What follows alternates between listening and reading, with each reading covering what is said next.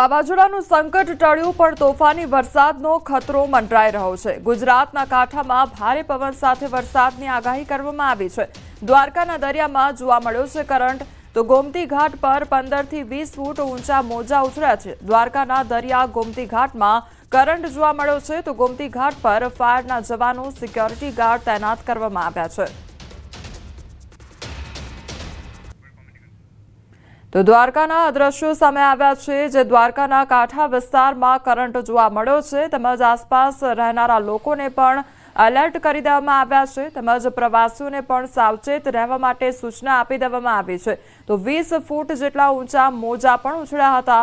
પ્રવાસીઓ દ્વારકા ખાતે આવતા હોય છે અને તેમને પણ અત્યારે સાવચેત રહેવા માટે સૂચના આપી દેવામાં આવી છે।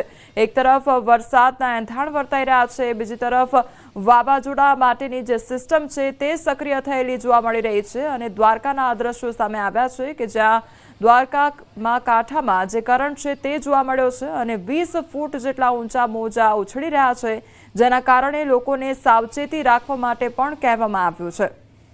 તો ગોમતી ઘાટ પરના દ્રશ્યો છે કે જ્યાં 15 થી 20 ફૂટ ઊંચા મોજા ઉછળી રહ્યા છે।